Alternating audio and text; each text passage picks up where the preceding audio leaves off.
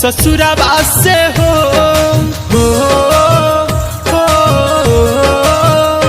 जहना वही है हमार जब ससुराबा से हो हमारा मुहला के खबर बता दी हलो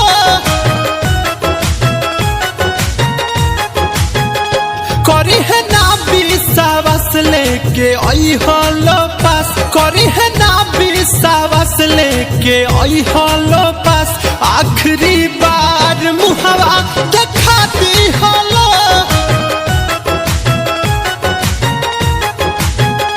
जहना वही है हमार जब ससुराबा से हो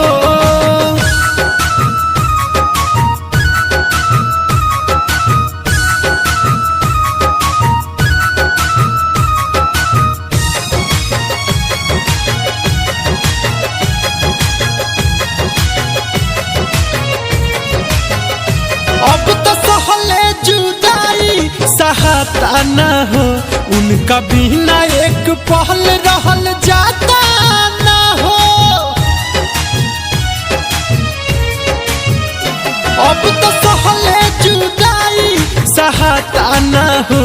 उनका बिना एक पहल रहल जाता न हो सब सोचल सपनवा बिखरिए गइल जी के कहरब का कुछ बुझाता न हो रहस हरदम खुश अपना पियावा संगे हो रहस हरदम खुश अपना पियावा संगे कह के जात बनी समझा दी हलो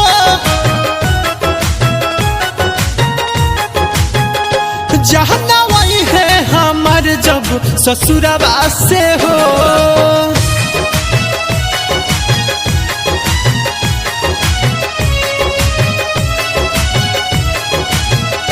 हे जमाना के डर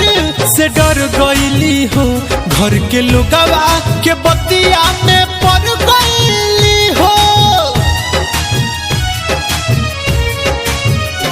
हे जमाना के डर से डर गईली हो घर के लोगवा के बतिया में पड़ गईली हो कहत रहली छोड़ब ना उमर भर साथ तब हमारा